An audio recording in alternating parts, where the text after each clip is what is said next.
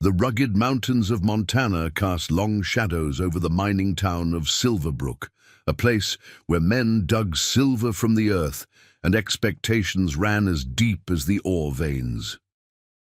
In this remote outpost of 1885, a woman's worth was measured by her ability to provide comfort without complaint, to bend without breaking under the harsh realities of frontier life. It was no place for someone like Abigail Montgomery, whose spine seemed forged from the same unyielding steel as the railroad tracks that had brought her west. Before we jump back in, tell us where you're tuning in from, and if this story touches you, make sure you're subscribed, because tomorrow I've saved something extra special for you.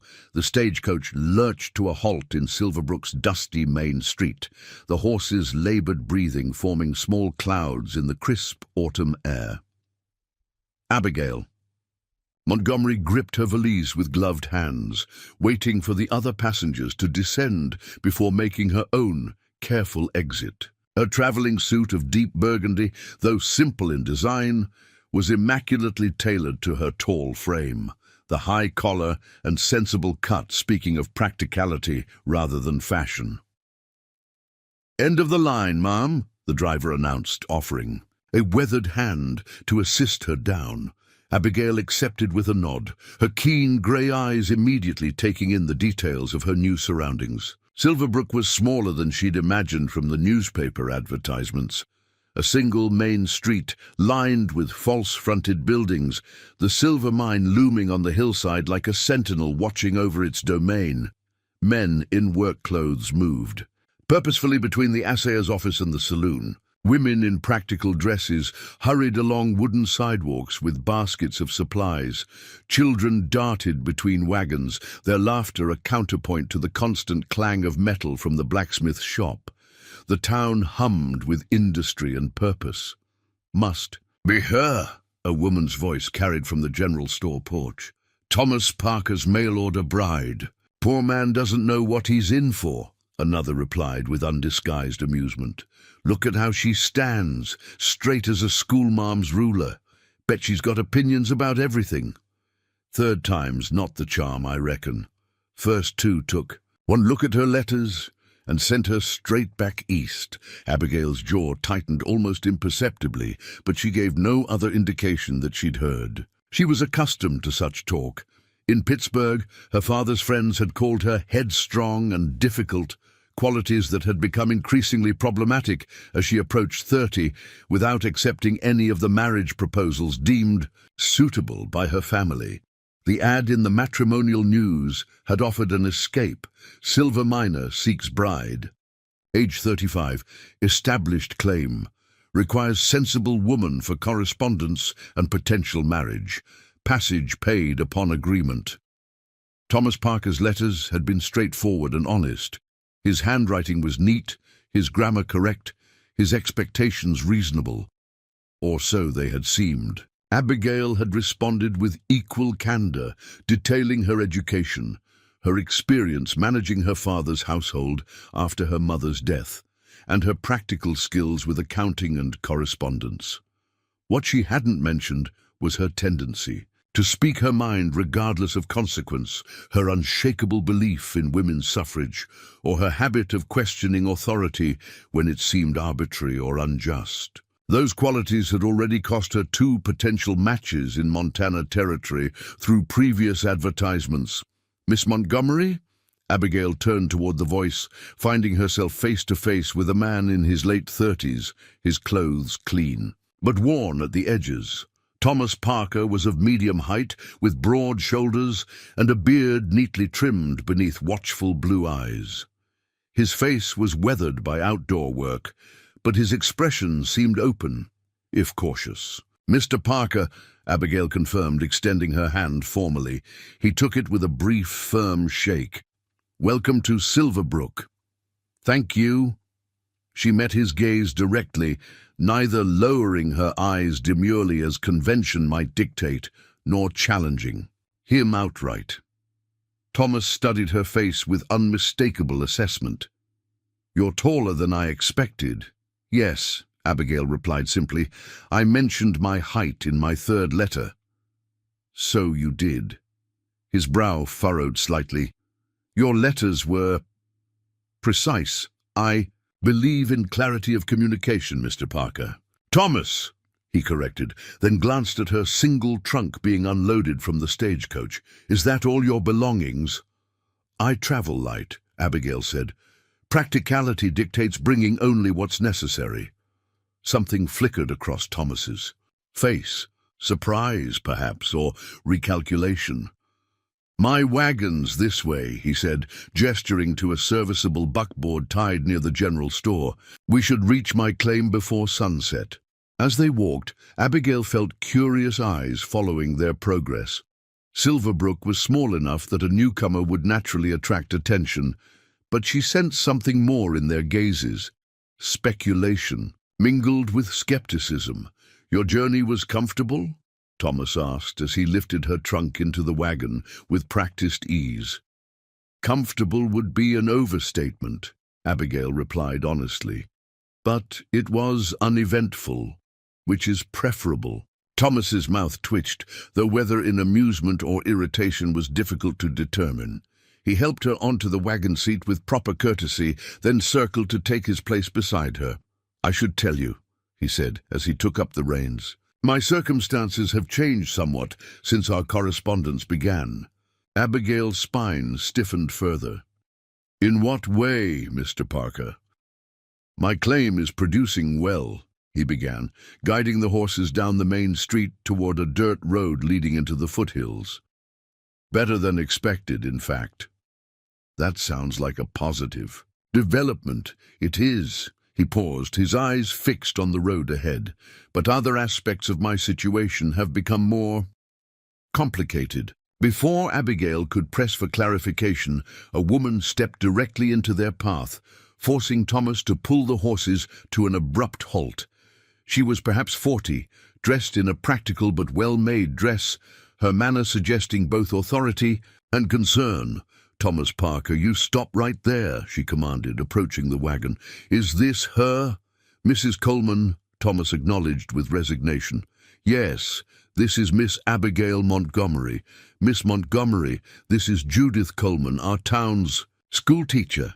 "A pleasure," Abigail offered, though the other woman's scrutiny was far from welcoming. "Miss Montgomery," Mrs. Coleman said, her voice lowering, "I feel obligated to inform you that Mr. Parker has not been forthcoming about his full circumstances." Thomas's grip tightened on the reins. "Judith, this isn't the time." "When would be the time, Thomas? After she's committed herself." The schoolteacher turned back to Abigail. "Mr. Parker is a widower with 5 daughters, the youngest barely 4. His advertisement conveniently omitted this fact." Abigail felt the impact of this revelation like a physical blow, though her expression remained composed. 5 children. No mention of children had appeared in any of Thomas's letters. "I see," she said, her voice measured as she turned to Thomas. "That is indeed a significant omission, Mr. Parker." Thomas's jaw set in a hard line. "I intended to explain everything properly once we reached the homestead." "Did you?" Mrs. Coleman interjected. "Or were you hoping she'd feel too stranded to refuse once she saw the reality?" She addressed Abigail again. "The stagecoach returns eastward tomorrow morning. I would be happy to arrange accommodations for you at the boarding house tonight." Abigail looked between them, noting the tension in Thomas's shoulders and the protective concern in Mrs. Coleman's stance. Underneath their exchange lay something deeper, some history or conflict that predated her arrival. "I appreciate your concern, Mrs. Coleman," Abigail said carefully, "but I believe Mr. Parker owes me a full explanation before I make any decisions." The schoolteacher seemed surprised by this response. "Of course, I simply wanted you to know your options." "And now I do," Abigail replied with a polite nod that nonetheless signaled the end of the conversation. As Mrs. Coleman stepped back, Thomas licked the reins to set the horses in motion once more. They traveled in tense silence until the town disappeared behind them, the road narrowing as it wound through stands of ponderosa pine. "My wife died 2 years ago," Thomas finally said, his voice tight. "Influenza. It took her in 3 days." Abigail waited, sensing there was more he needed to say. "Sarah was well loved in Silverbrook. She taught alongside Mrs. Coleman before we married." His hands adjusted on the reins. "After she died, I focused on the mine, on providing stability. The girls have been managing." "5 daughters," Abigail said, the unasked question evident in her tone. Thomas nodded, his gaze fixed on the road ahead. "Elizabeth is 15, Catherine 12, Mary 9, Rose 7, and little Grace just turned 4. He paused. "I should have told you. But the first 2 respondents to my advertisements withdrew their interest immediately upon learning about the children." "So you decided deception was the better approach?" Abigail asked, unable to keep a note of sharpness from her voice. "I decided I needed help," Thomas countered, finally turning to meet her gaze. "The girls need a woman's guidance. I need a partner who understands that life here requires practicality and strength. Your letters suggested you possessed both qualities, and yet you didn't trust me with the full truth. Would you have come if you'd known?" The question hung between them as the wagon crested a hill, revealing a valley where a sturdy 2-story cabin stood near a creek. Smoke curled from the stone. Chimney and a barn and several outbuildings created a tidy compound. Beyond them, the entrance to a mine shaft was visible, reinforced with heavy timbers. "It's a fair question," Abigail acknowledged. "But now we'll never know, will we, Mr. Parker? Preparing and narrating this story took us a lot of time. So if you are enjoying it, subscribe to our channel. It means a lot to us. Now back to the story."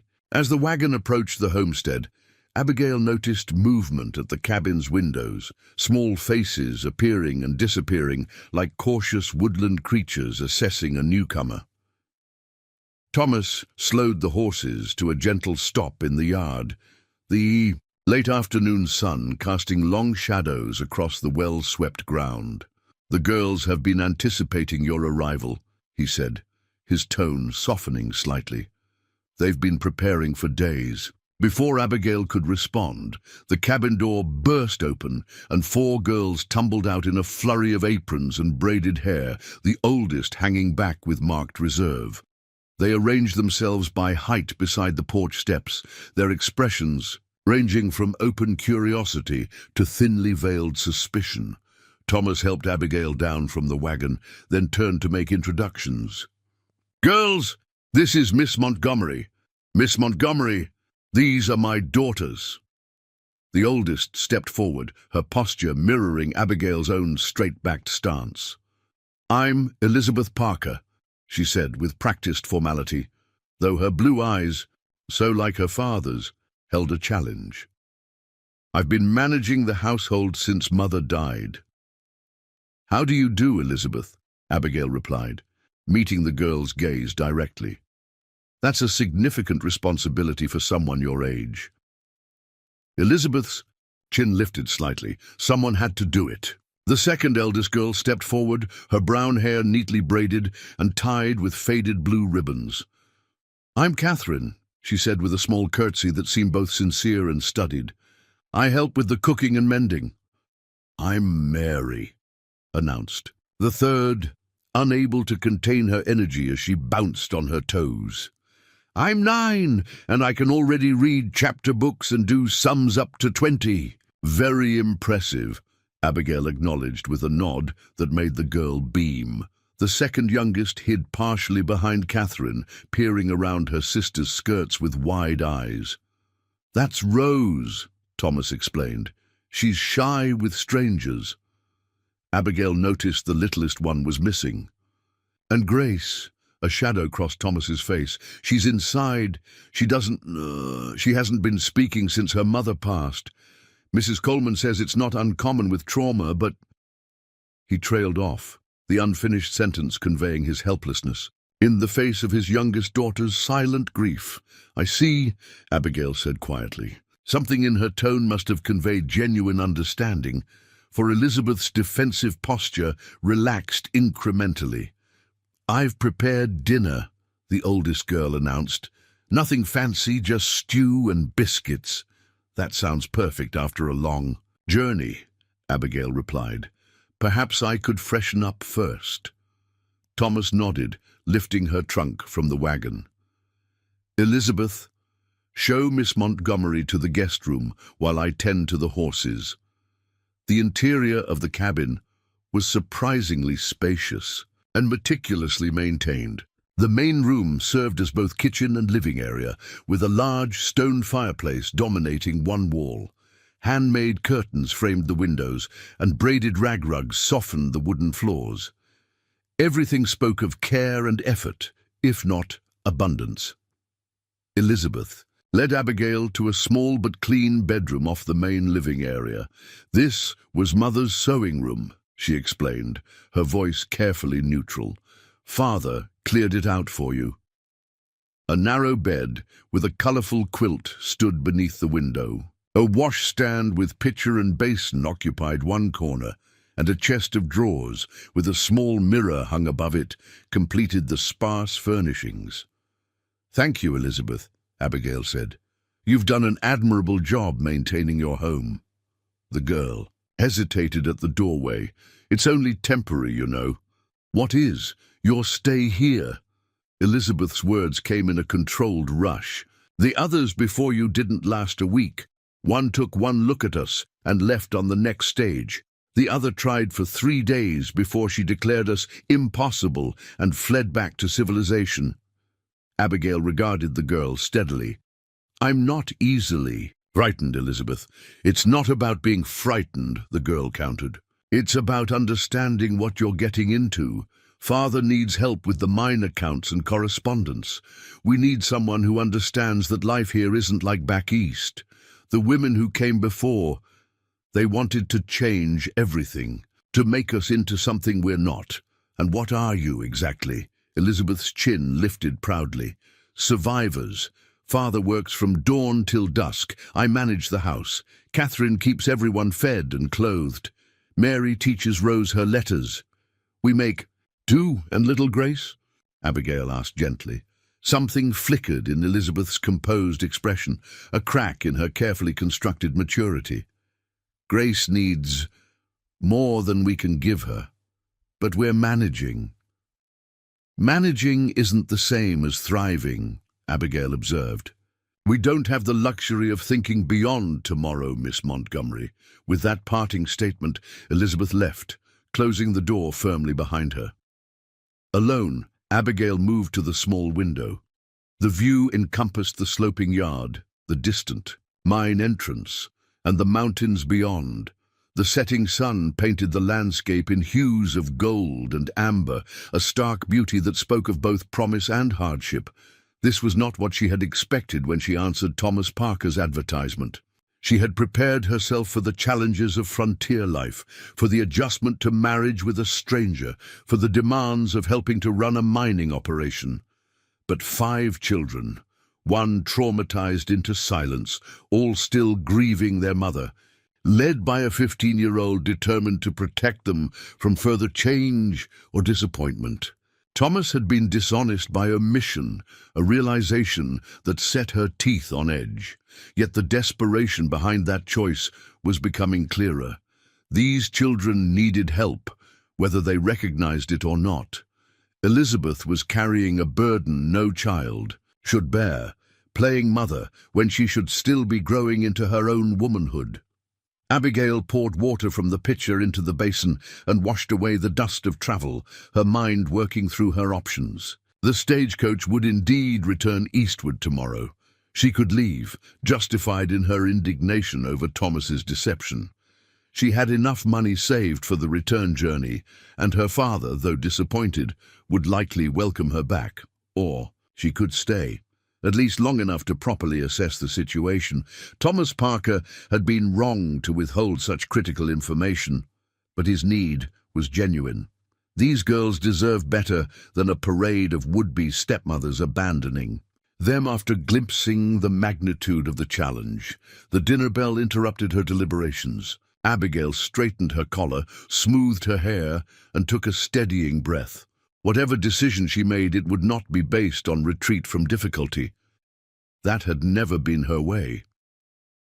In the main room, the family had assembled around a solid wooden table. The stew bubbled in a cast-iron pot suspended over the fire, and a plate of golden biscuits sat at the center of the table. Catherine was ladling portions into mismatched bowls, while Rose solemnly distributed spoons. Mary chattered excitedly, pausing only when her father cleared his throat meaningfully. In a rocking chair near the fire sat the smallest Parker, Grace, with Thomas's blue eyes and delicate features that must have come from her mother. The child watched Abigail with an unnerving intensity, neither fearful nor welcoming, simply observing with the complete focus only the very young can maintain. "Please join us, Miss Montgomery," Thomas said formally, indicating a place at the table between Mary and Catherine. The meal began in awkward silence, broken only by Mary's irrepressible commentary on everything from the weather to the new calf born to their milk cow the previous week. Gradually, Catherine joined in, explaining how she had modified her mother's biscuit recipe when certain ingredients became scarce. Throughout the meal, Abigail noticed how Elizabeth watched over her siblings with vigilant care.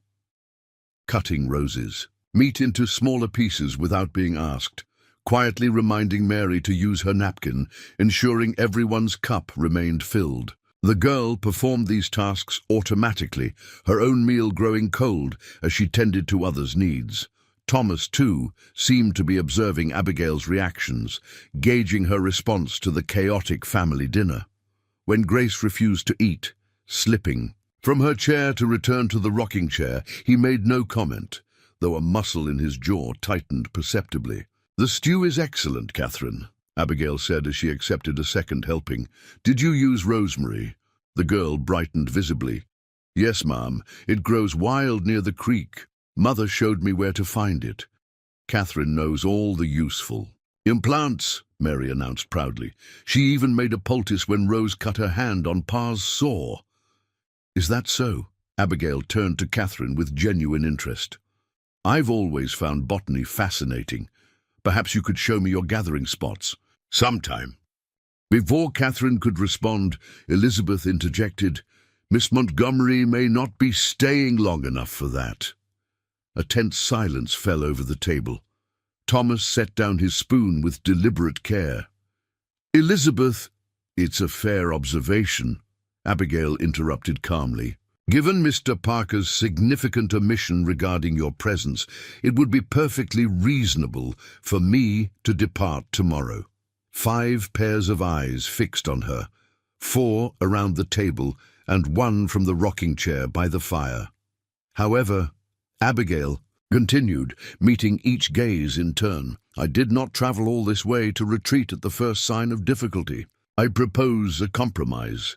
I'll remain in Silverbrook for 2 weeks," Abigail proposed, her hands folded calmly on the table. "During that time, I'll assist with household matters and begin organizing the mine's accounts. At the end of that period, both Mr. Parker and I can decide if a more permanent arrangement would be beneficial." Thomas's expression shifted from surprise to cautious relief. "That seems reasonable. However," Abigail continued, her voice firm, "I have conditions. First, complete honesty from this point forward. No more omissions, regardless of how uncomfortable the truth might be." Thomas nodded, though his jaw tensed at her directness. "Second, I'll need access to all financial records for the mine and household. If I'm to help establish proper accounting, I must understand the complete picture. The mine accounts are private business," Thomas began, "which you specifically mentioned needing assistance with in your advertisement," Abigail countered. "I spent 3 years managing my father's manufacturing business accounts. I assure you I'm both qualified and discreet." Mary watched this exchange, with fascination, her head swiveling between the adults like a spectator at a tennis match. Even Catherine seemed impressed by Abigail's composure. Elizabeth's expression remained guarded. "And your third condition, Miss Montgomery," Abigail turned to the oldest girl, "that we all recognize this arrangement is temporary until proven otherwise. I won't make promises I can't keep, nor will I pretend to replace your mother. But while I'm here, I expect to be treated with basic courtesy, just as I will extend the same to each of you." A charged silence followed this declaration. Finally, Thomas cleared his throat. "Your terms are acceptable, Miss Montgomery. 2 weeks, beginning tomorrow." "Beginning now," Abigail corrected. "The stagecoach leaves at dawn, and I intend to unpack this evening." Thomas's mouth twitched in what might have been the ghost of a smile. "As you wish." After dinner, the family settled into evening routines that spoke of long-established habit. Catherine and Mary cleared the table, while Rose swept the floor with methodical care. Elizabeth disappeared upstairs, returning with a basket of mending that she positioned near the brightest lamp. Thomas pulled on his coat. "I need to check the mine supports before turning in. The spring melt caused some shifting in the lower tunnel." "At night?" Abigail questioned. "The silver doesn't know if it's day or night, Miss Montgomery," he replied, his tone not unkind but matter-of-fact. "And problems don't wait for convenient times to be addressed." After he departed, Abigail observed the girls' activities, noting how efficiently they worked, despite their youth. Even little Rose had clear responsibilities, folding clean dishcloths, with careful precision and arranging them in a neat stack. Only Grace remained apart, still in her rocking chair, a small wooden horse clutched in her tiny hands. The child rocked it back and forth, her expression distant. Abigail approached slowly, kneeling to bring herself to the child's eye level. "Hello, Grace. That's a beautiful horse." The little girl didn't respond, though her rocking motion paused momentarily.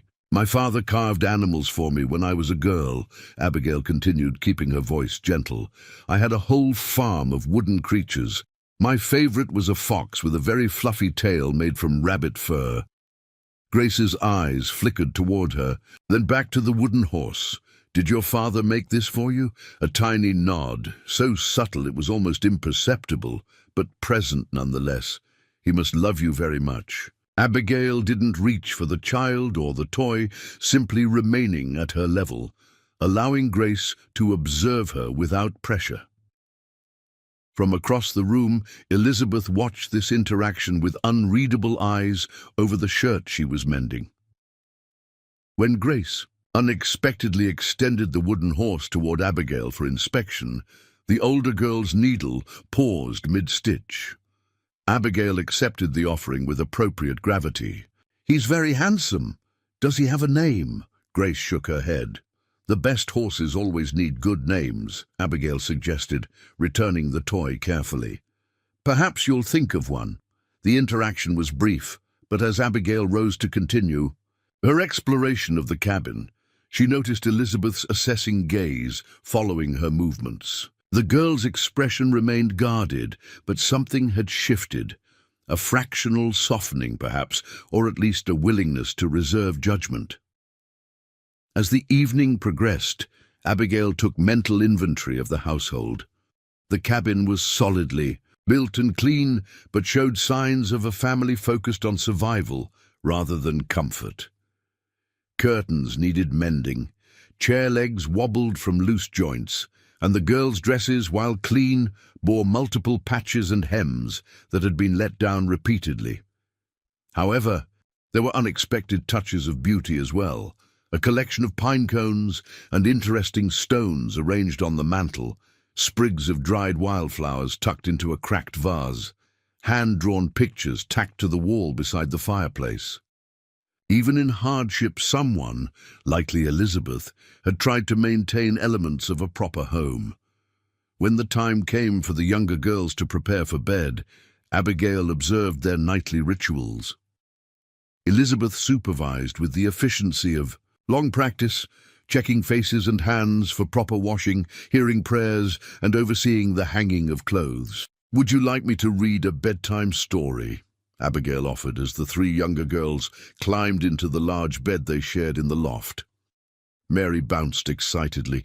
"Yes, please. Elizabeth used to read to us, but she's been too busy since—" She stopped abruptly, glancing at Grace. "Since I've had more responsibilities," Elizabeth finished smoothly. "But if you'd like to, Miss Montgomery, Mary can show you where the books are kept."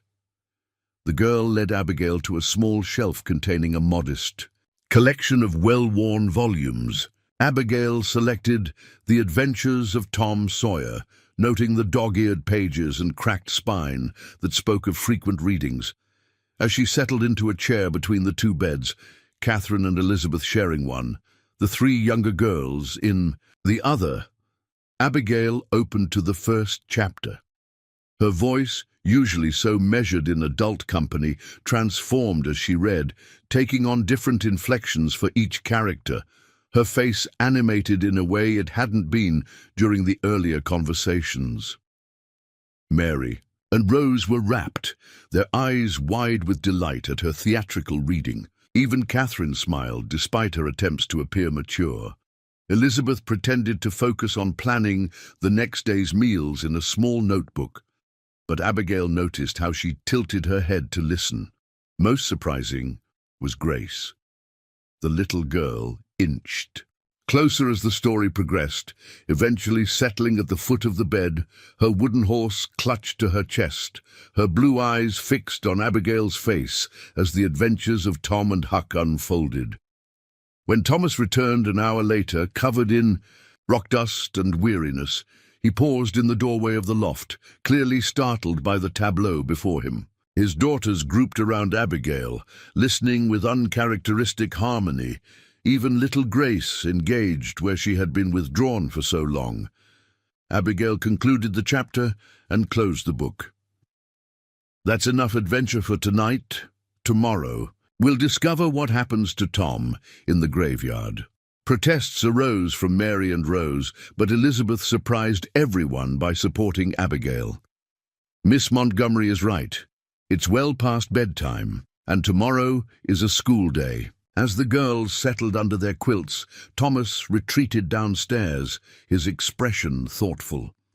When Abigail descended after saying goodnight to each child, she found him at the kitchen table, a ledger open before him, his pen moving in laborious calculations. "Your daughters are delightful," Abigail said, taking a seat across from him. "They've clearly been raised with care." Thomas looked up, surprise flickering across his features. "That's not what the previous candidate said. Mrs. Winters called them wild as mountain goats before she left. Miss Hargrove managed 3 days before declaring them beyond civilizing." "Perhaps Mrs. Winters and Miss Hargrove were expecting docility rather than character," Abigail suggested. "Your daughters have adapted to difficult circumstances with remarkable resilience." "They have," Thomas agreed, pride momentarily displacing his perpetual worry. "Though Elizabeth has taken on far too much, she's become old before her time." "She's protecting them," Abigail observed. "And you?" His weathered hands stilled over the ledger. "Me?"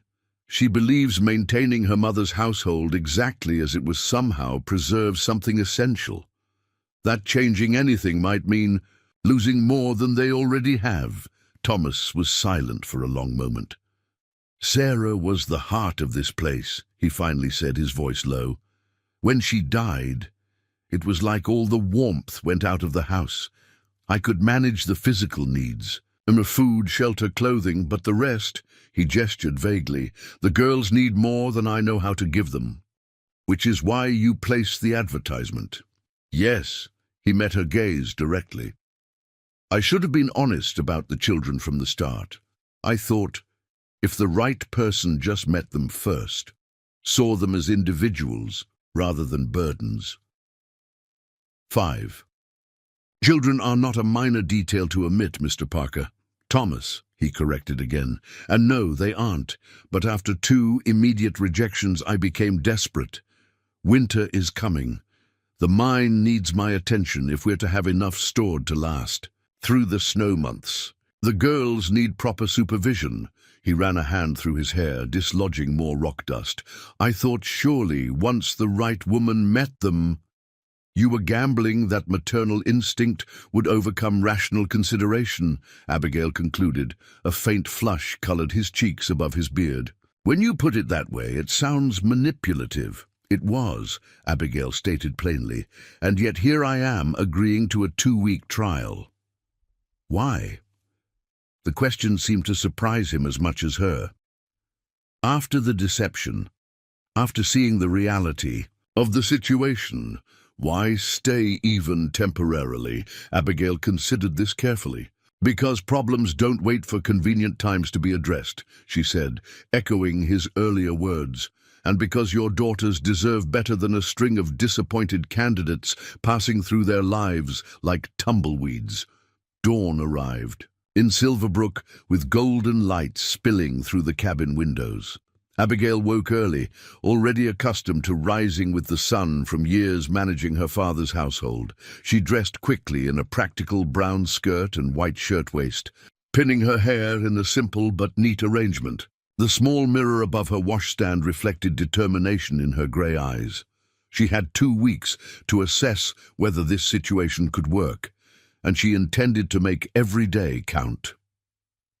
In the main room, she found Elizabeth already stoking the fire, her movements efficient but weary, suggesting she'd been awake for some time. "Good morning," Abigail greeted her.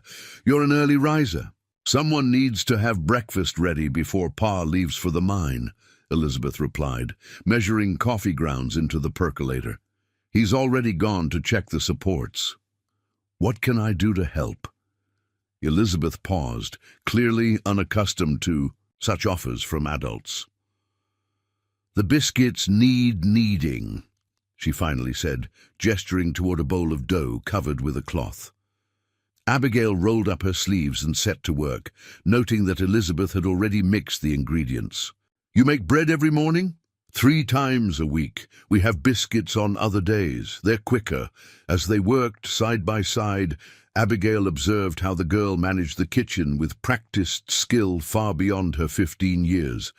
Elizabeth knew exactly how many pieces of kindling would bring the oven to proper temperature, how long to steep the coffee for her father's preference, and which jam jar was running low. "The huckleberry's almost gone," Elizabeth commented, setting the table with practiced movements.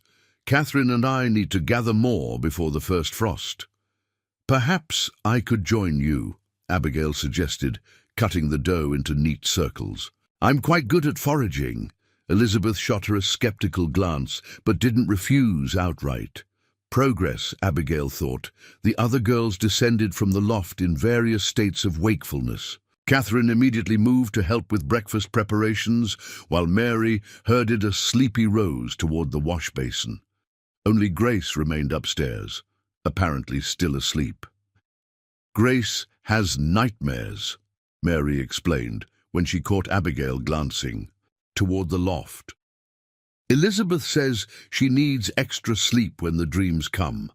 Thomas returned as breakfast was being served, his clothes bearing fresh rock dust and his expression preoccupied.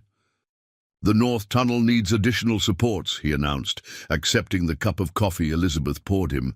"Jenkins is bringing timber this afternoon." "Is the mine unsafe?" Abigail asked directness. Thomas met her gaze over his coffee cup. "All mines have risks, Miss Montgomery. The key is identifying problems before they become dangers." "The last collapse killed 3 men," Elizabeth said quietly.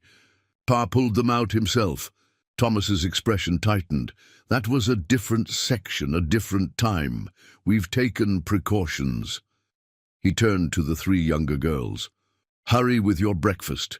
Mrs. Coleman doesn't appreciate tardiness. We have 20 minutes before school," Mary protested. "That's enough time for 3 more biscuits." Despite the gravity of the mine discussion, Abigail found herself smiling at the girls' enthusiasm for food. Mary had the gangly build of a child in growth, all knees and elbows, and endless appetite.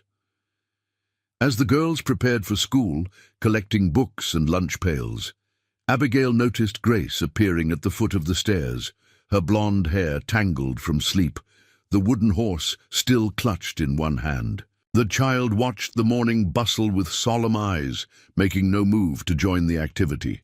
"Good morning, Grace," Abigail said. "Would you like some breakfast?" The little girl didn't respond, though her gaze followed Abigail as she moved through the kitchen. Without prompting, Elizabeth placed a small plate with a cut-up biscuit and honey at the table's end.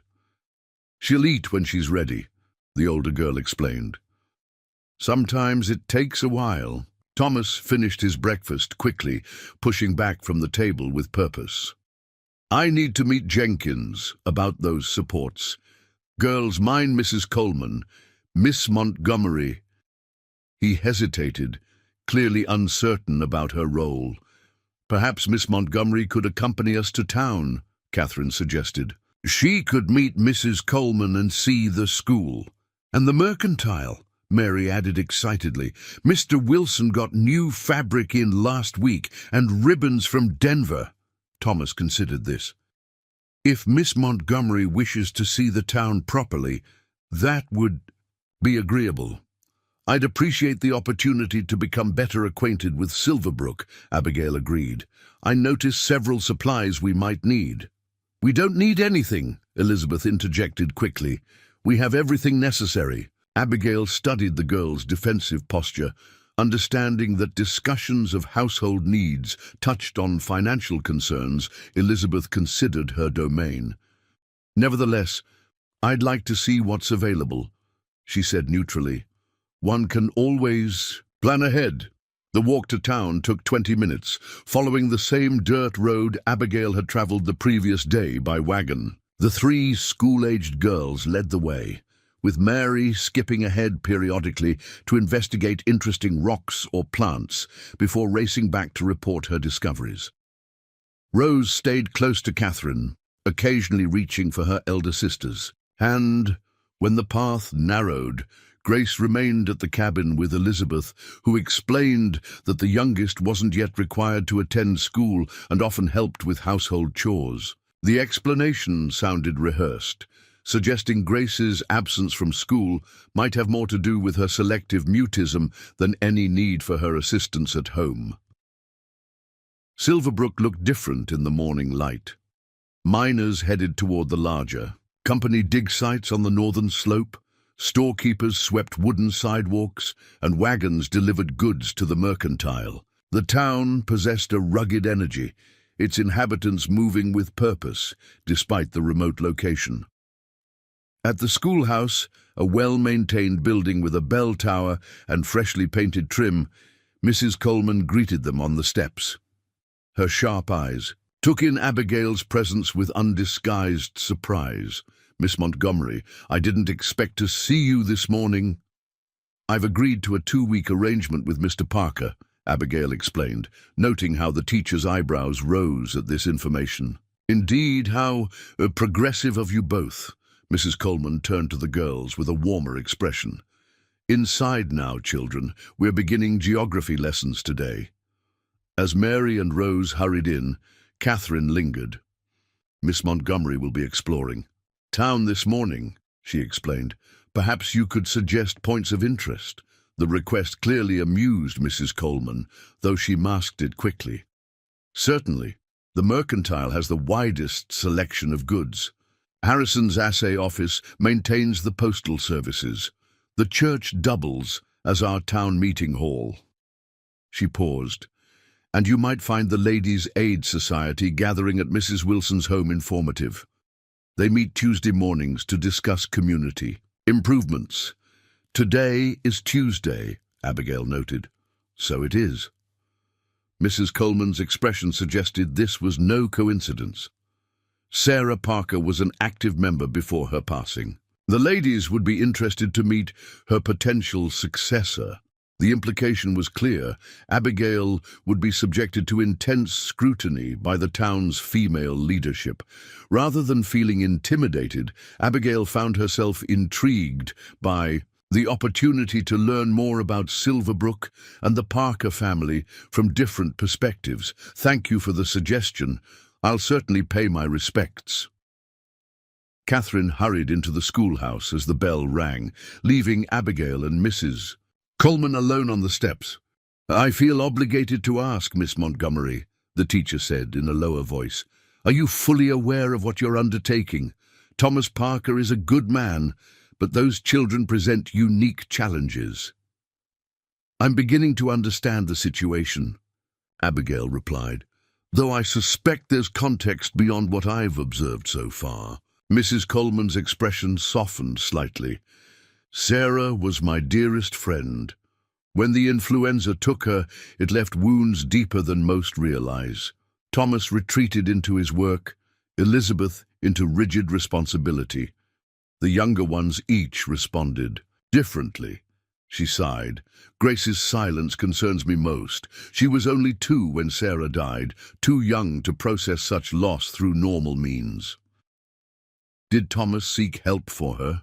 "The nearest doctor with any understanding of childhood afflictions is in Helena, 3 days' journey each way. Thomas tried once, but Grace became so distraught on the trail that he turned back." Mrs. Coleman adjusted her shawl. "The previous candidates were unprepared for the complexity of the situation, and you believe I will be similarly overwhelmed." The teacher studied Abigail with new interest. "Most women who answer such advertisements seek security, not challenges. You strike me as different, Miss Montgomery." "I've never been afraid of challenges, Mrs. Coleman, only of wasted potential." This response seemed to satisfy the teacher, who nodded thoughtfully. "The Wilson home is the blue clapboard at the end of Pine Street. Martha Wilson makes excellent currant scones." With that parting information, she turned and entered the schoolhouse, the door closing firmly behind her. Abigail spent the next hour exploring Silverbrook methodically. The Mercantile indeed offered an impressive selection for such a remote location, though prices reflected the difficulty of transportation. The proprietor, Mr. Wilson, greeted her with barely concealed curiosity, his questions about her visit to the Parker homestead transparent in their purpose. "The arrangement is temporary," Abigail explained, examining a bolt of sturdy cotton. 2 weeks to determine compatibility." "Sensible approach," Mr. Wilson allowed, measuring the fabric she'd selected. "The Parker girls are spirited but good-hearted. Elizabeth has account privileges here, though she's cautious with their credit, as any responsible household manager would be," Abigail replied, noting this confirmation of Elizabeth's financial authority. At precisely 10 o'clock, Abigail made her way to the blue clapboard house Mrs. Coleman had indicated. The sound of female voices emerged through open windows, along with the scent of fresh baking. She straightened her shoulders, smoothed her skirt, and knocked firmly on the door. The conversation inside immediately hushed. Footsteps approached, and the door swung open to reveal a plump, pleasant-faced woman in her 40s, her expression transforming from polite inquiry to undisguised interest as she registered Abigail's identity. "You must be Miss Montgomery. I'm Martha Wilson." She stepped back, gesturing Abigail inside. "Ladies, our special guest has arrived." The Wilson home's parlor contained 8 women of various ages, all seated in a semicircle of chairs and settees, their needlework temporarily forgotten as they assessed Abigail with undisguised curiosity. Martha Wilson performed hasty introductions that Abigail catalogued methodically. The minister's wife, the assayer's sister, the company doctor's mother, and several others whose connections to Silverbrook were equally established. "We were just discussing the school fundraising bazaar," Martha explained, ushering Abigail to a vacant chair prominently positioned to face the group. "But I'm certain everyone would much rather hear about your journey to Silverbrook and your impressions of our little community." The invitation was delivered with warm hospitality, but Abigail recognized an examination when she encountered one. These women formed the social backbone of Silverbrook, They would have known Sarah Parker well, would have watched the family's struggle after her passing, and would undoubtedly have opinions about any woman who might step into the role of Thomas. Parker's wife. My journey was uneventful, if dusty, Abigail replied, accepting a cup of tea from her hostess. As for impressions, I've hardly had time to form any definitive ones, having arrived only yesterday. And yet you've remained, when others departed immediately, observed an older woman introduced as Mrs. Hammond, the doctor's mother. The previous candidates found the situation overwhelming. I believe in thorough assessment before making decisions, Abigail said, meeting the woman's gaze directly. 2 weeks seems a reasonable period to determine compatibility. A murmur of surprise rippled through the group. 2 weeks? Repeated Mrs. Peterson, the minister's wife. How modern. I prefer to think of it as practical, Abigail countered smoothly. Marriage is a significant commitment. Both parties deserve adequate information before proceeding. And the children? Mrs. Hammond inquired, her tone gentle but probing. How do you find them? Abigail considered her response carefully, aware that anything she said would certainly be discussed thoroughly after her departure. They are remarkably resilient, admirably loyal to each other, and clearly well loved by their father. Elizabeth manages the household with impressive capability, considering her youth. She's had to grow up too quickly, Martha Wilson sighed, passing a plate of scones. Sarah's death left a terrible void. Thomas means well, but a man can only do so much, especially with that mind consuming his attention, added Mrs. Peterson, with a hint of disapproval. The man works from dawn until well after dusk, most days. Is the silver claim substantial? Abigail asked, recognizing an opportunity to gather information about the family's financial situation. The women exchanged glances, a silent communication passing between them. Finally, Mrs. Hammond spoke. Thomas Parker's claim is among the more promising independent operations in the area. Not as large as the Granger Company mines, but consistent. If he could secure proper investment for equipment, improvements, it could be quite profitable. Investment requires connections, added the assayer's sister, Mrs. Blackburn, a sharp-featured woman who had been quietly observing until now.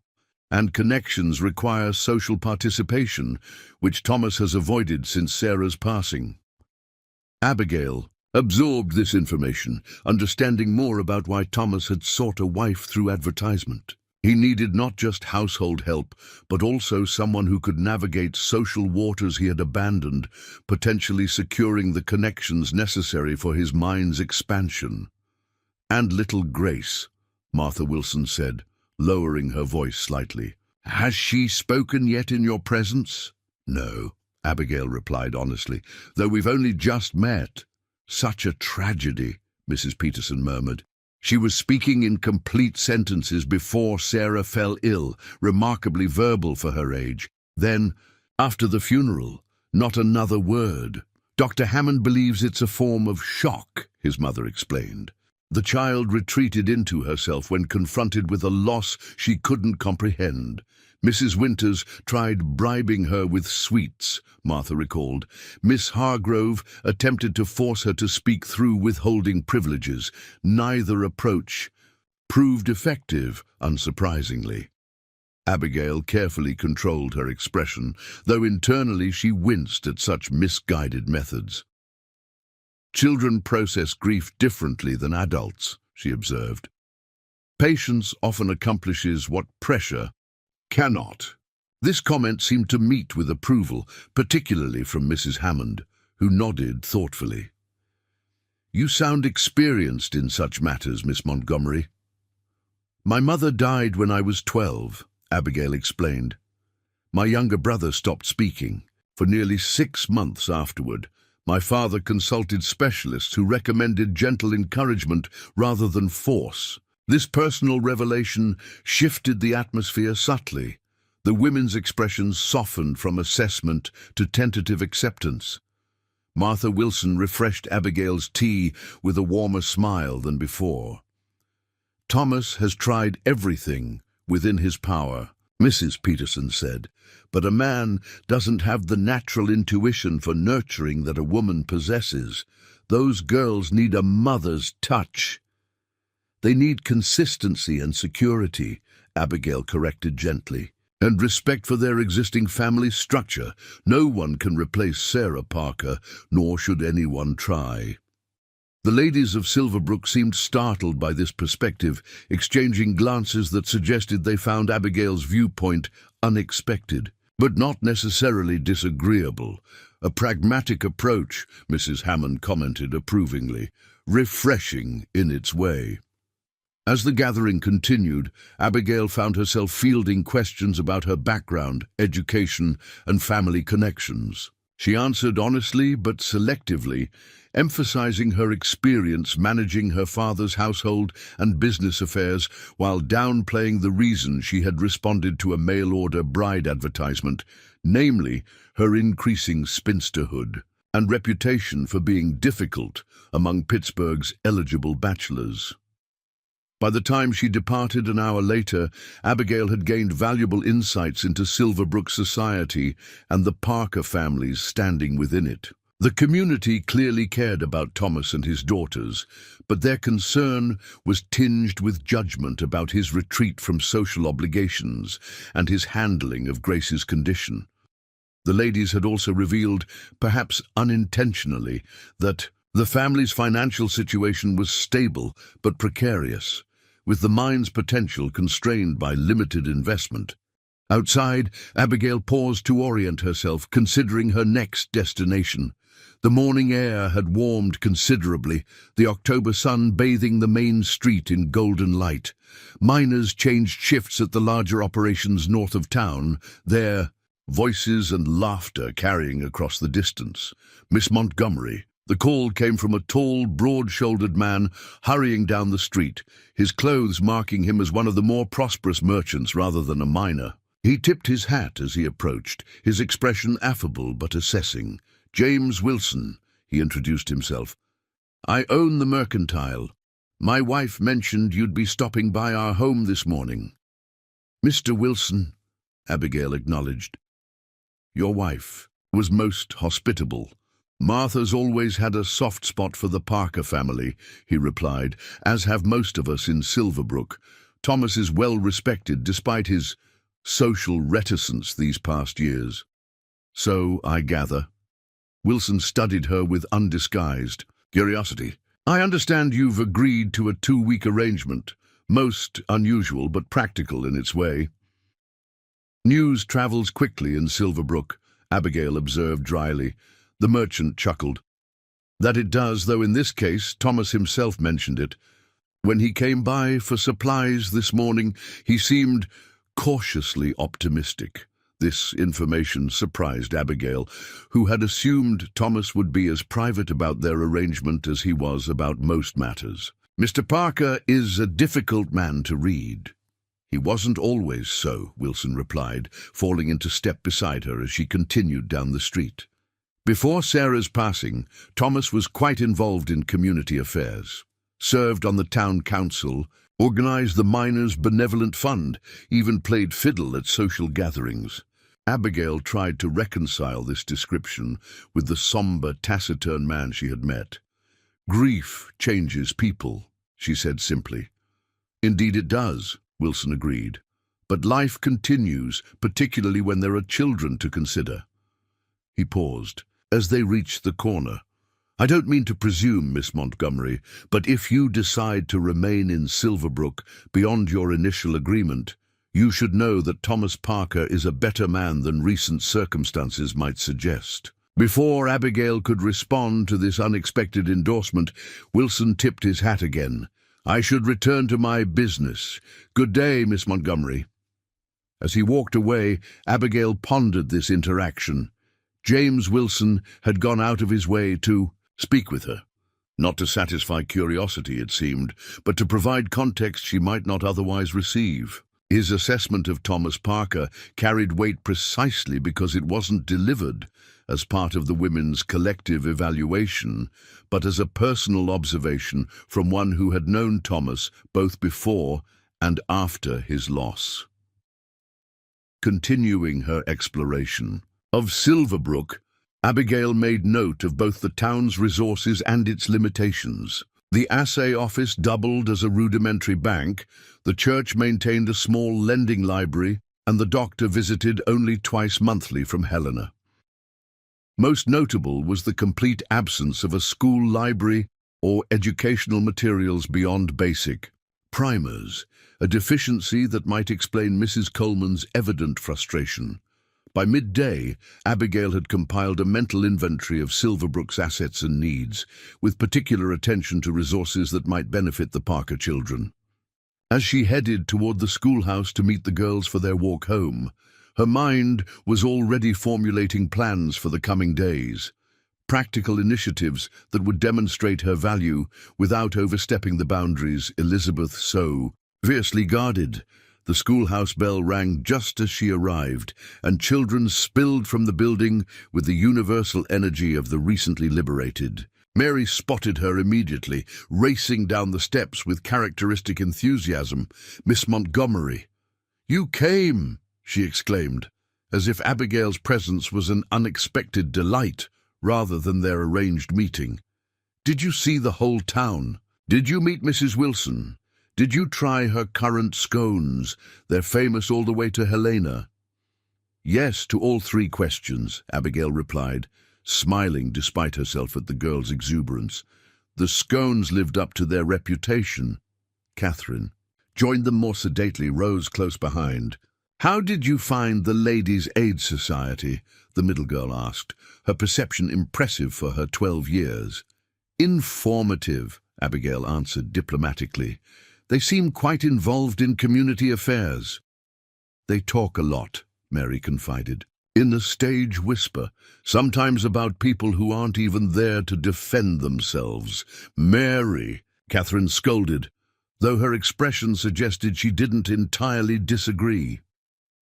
As they began the walk home, Abigail noticed a group of miners' children watching them with undisguised curiosity. One boy, perhaps 13, called out, "Hey, Mary, is that another new mother? How long's this one staying?" Mary's face flushed crimson, but before she could respond, Abigail stepped forward, her posture straight and her gaze direct. "I don't believe we've been introduced," she said to the boy, her voice calm but carrying. "I'm Miss Montgomery, a guest of the Parker family." The boy's bravado faltered under her steady regard. "Billy Jenkins, ma'am," he mumbled, suddenly finding his boots fascinating. "Well, Mr. Jenkins, in the future I suggest you direct any questions about me to me, rather than shouting them across a schoolyard. It's both impolite and inefficient."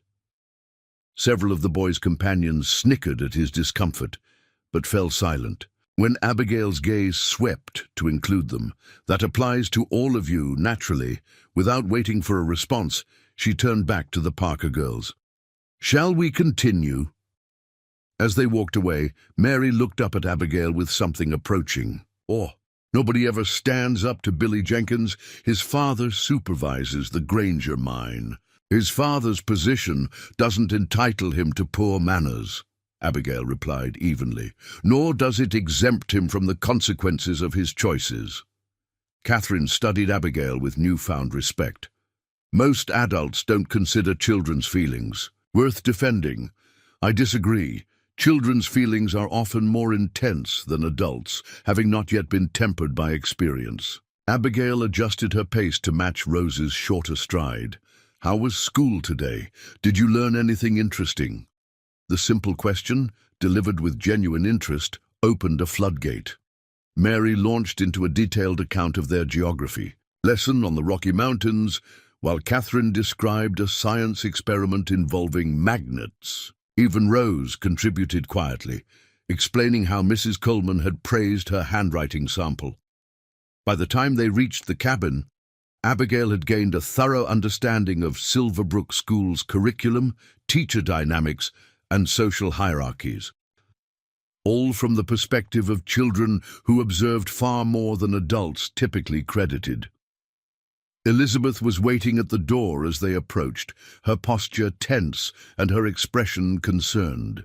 "You're late," she said, addressing her sisters rather than Abigail. "You should have been home 20 minutes ago." "We walked at Rose's pace," Abigail explained, noting how the youngest girl shrank slightly at being identified as the cause of delay. "And we stopped to admire a particularly impressive hawk circling above the eastern ridge."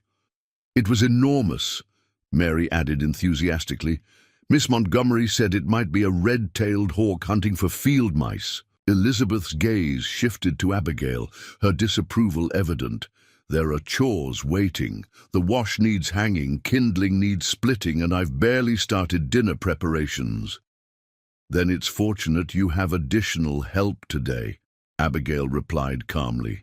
"Girls, change into your work clothes and meet me in the yard in 5 minutes.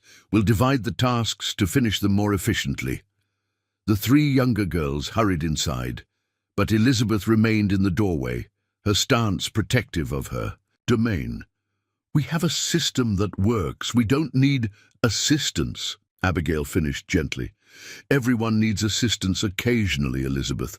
Accepting help isn't weakness, it's practicality." The girl's chin lifted stubbornly.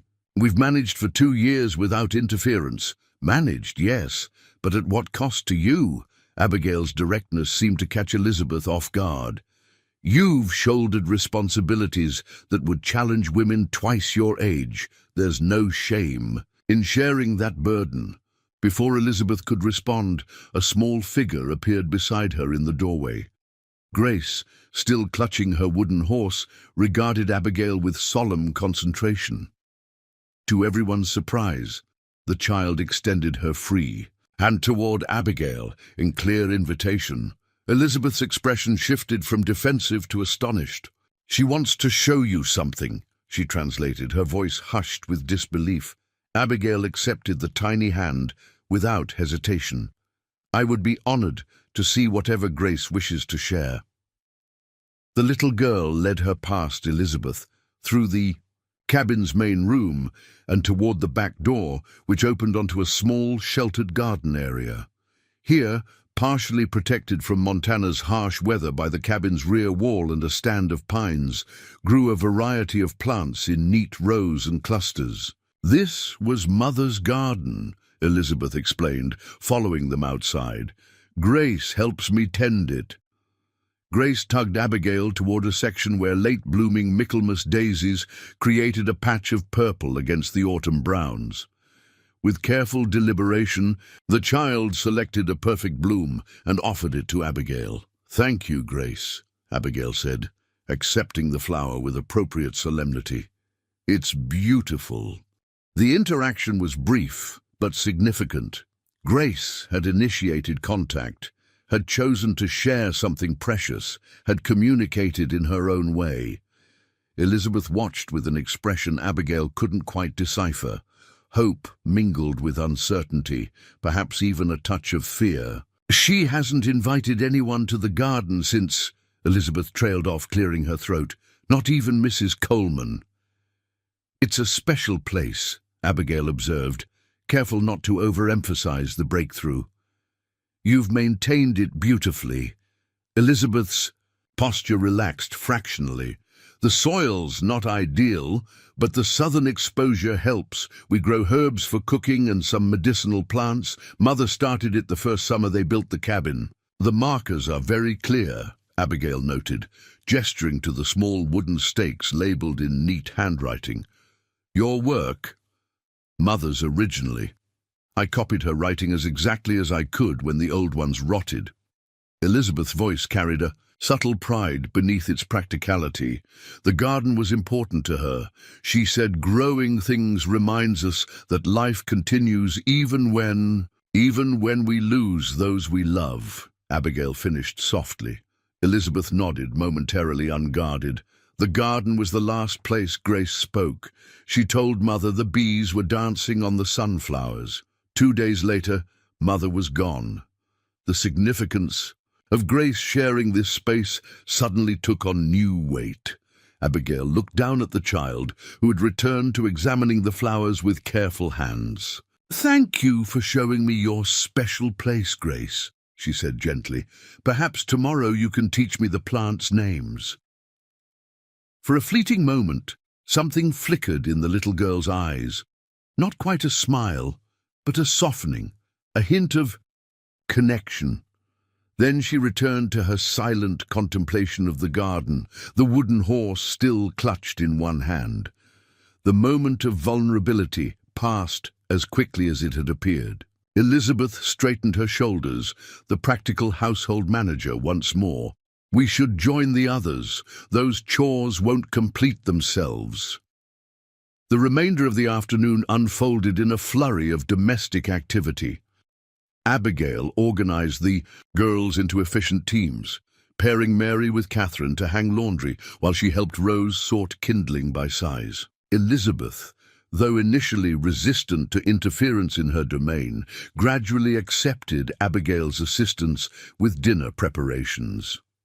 "You're quite skilled with a knife," Elizabeth observed, as Abigail deftly chopped vegetables for a stew. "Most ladies from the East have servants for such tasks." "My father believed in practical education," Abigail replied, scraping the cut carrots into the pot. "He insisted I learn every aspect of household management, from budgeting to food preservation." "Was he preparing you to be a mail-order bride?" The question held a hint of challenge.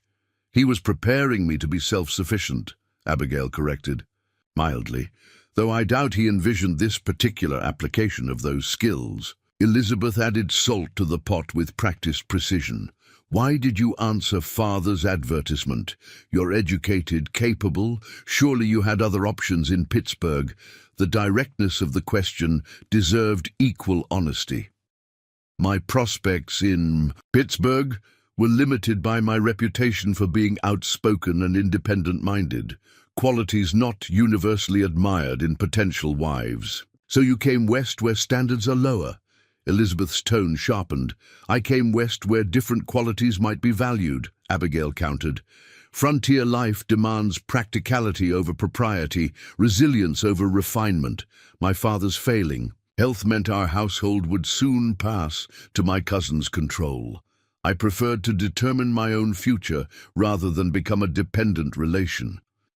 Elizabeth absorbed this explanation, her expression thoughtful.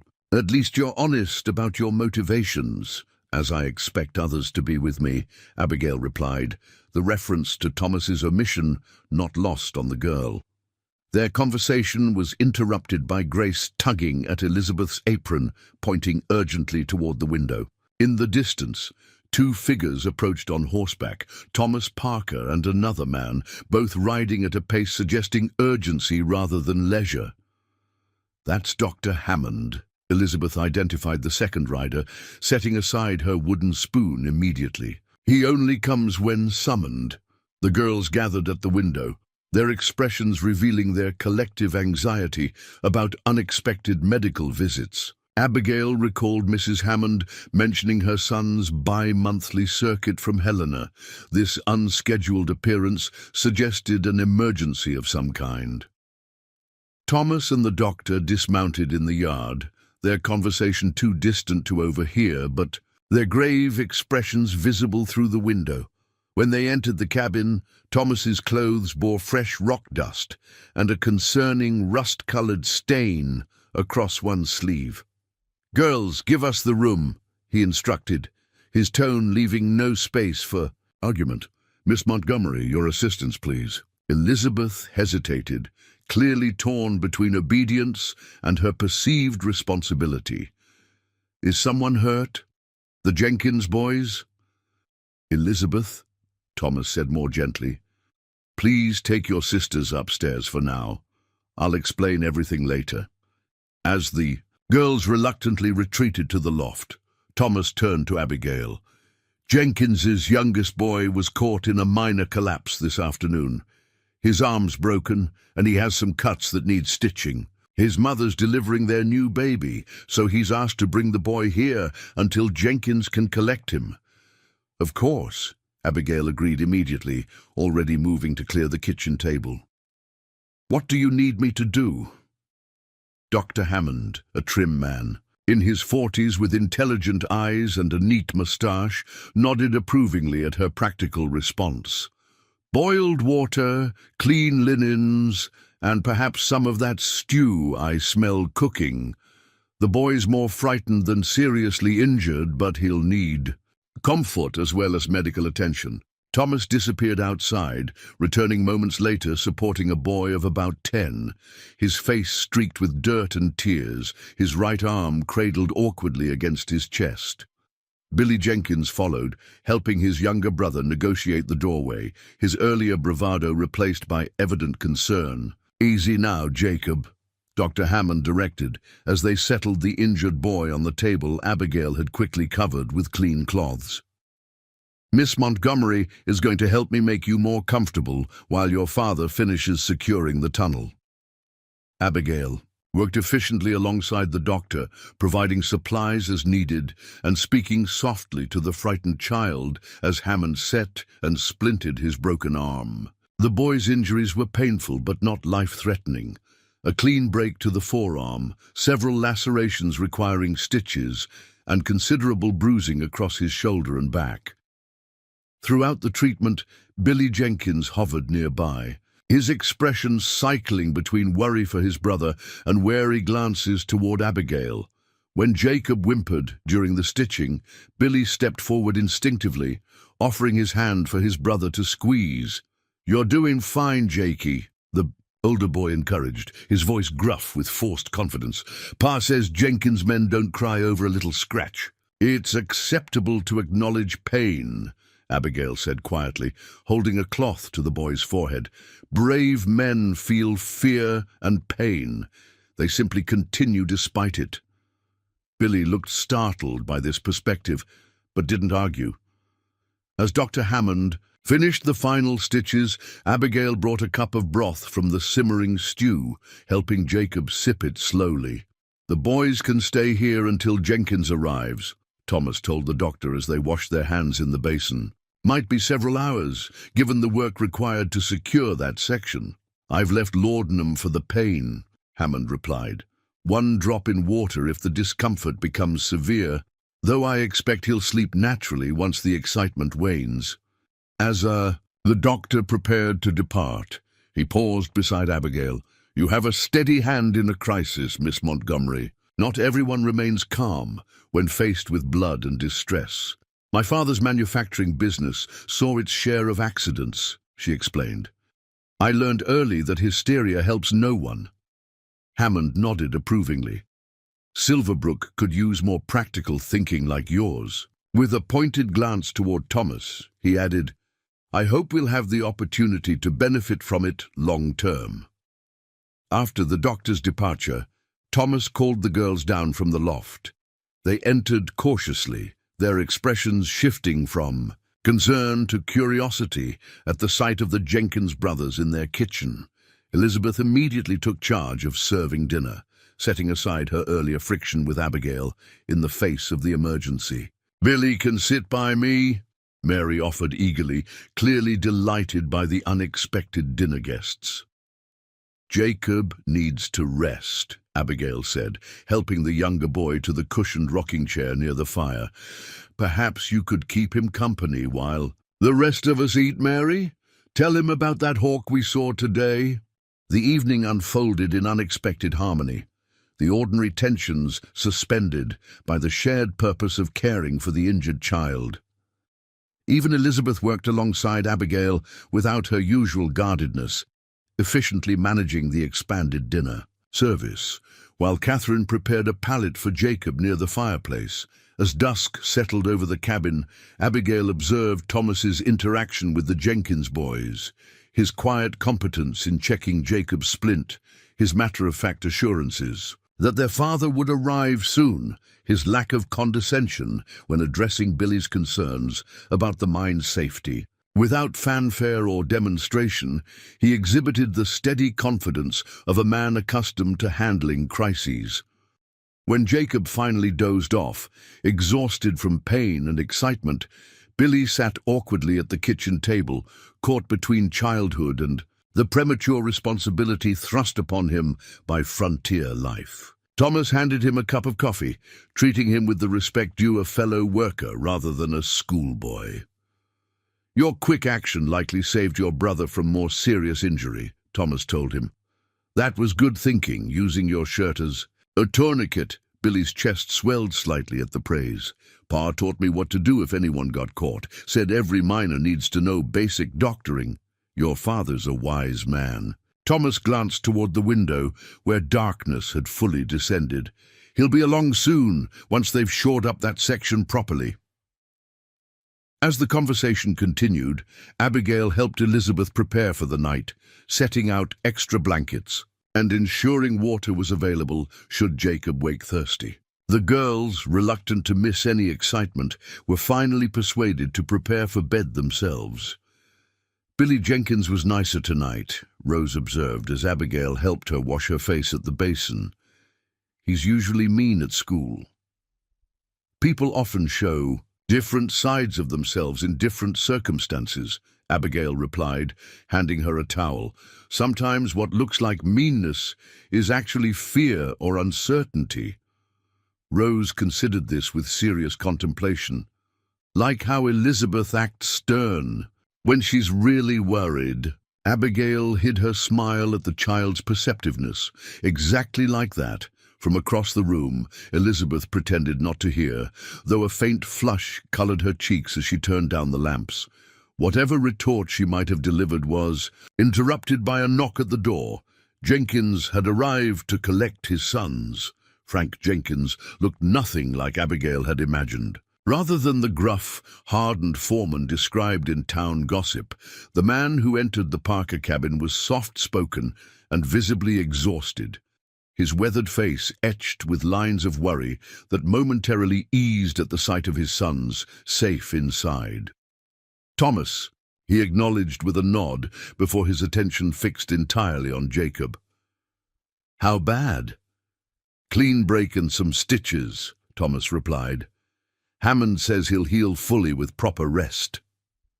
Jenkins knelt beside his sleeping son, gently examining the splint and bandages with the careful touch of a man accustomed to handling precious things despite calloused hands. "You did this?" he asked, glancing up at Thomas. "Miss Montgomery assisted Dr. Hammond," Thomas corrected, nodding toward Abigail.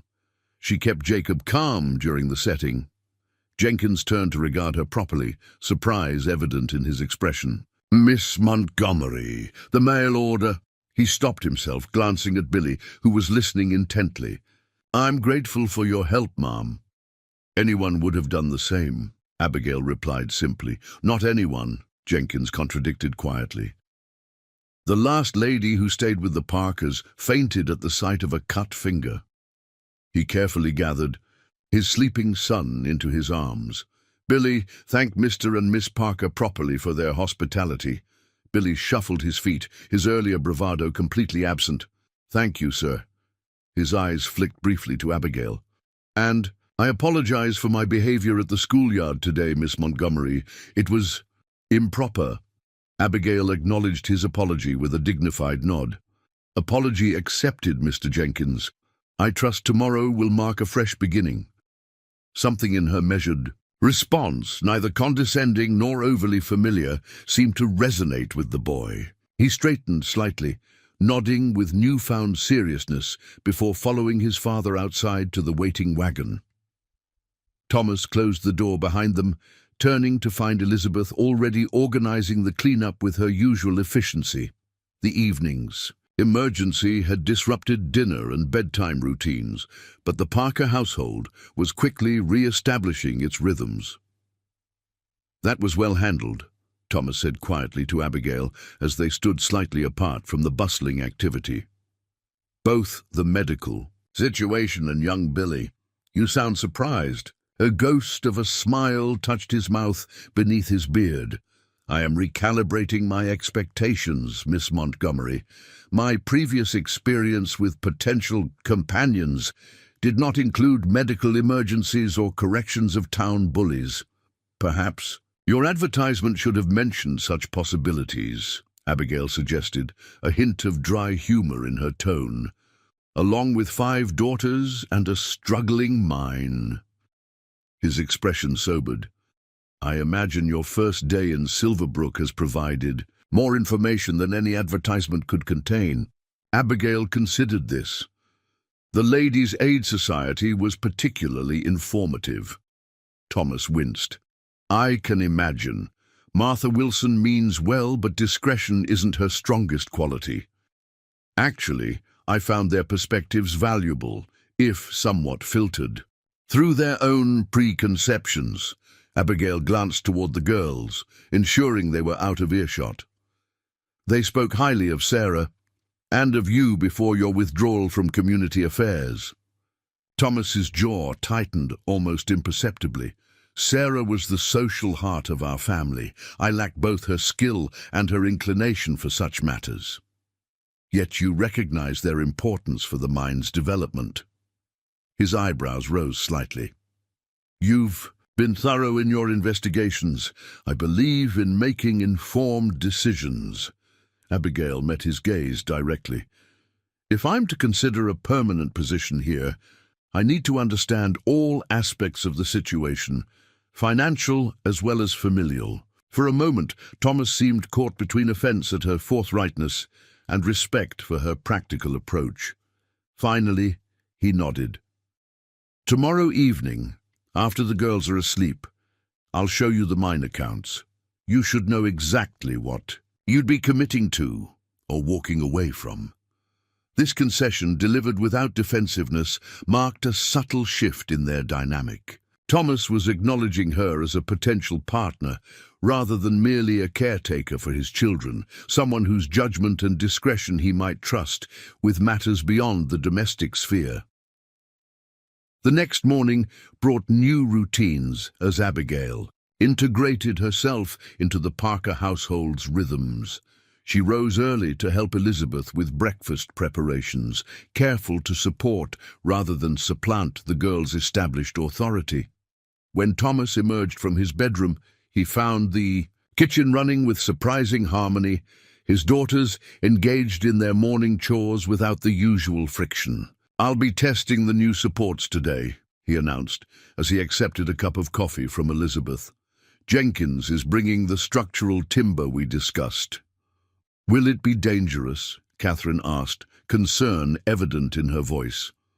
All mining carries risk, Thomas replied, his standard response to such questions. But we take precautions. Abigail noticed how this answer did little to ease Catherine's worry, though the girl didn't press further. The exchange revealed much about the family's communication patterns. Thomas's tendency towards stoic reassurance rather than detailed explanation, the girls' learned habit of containing their fears rather than burdening their father. Perhaps Mr. Parker could explain the support system to us this evening, Abigail suggested, setting plates on the table. I'd be interested to understand how the reinforcement works. Thomas looked surprised by this request. It's rather technical.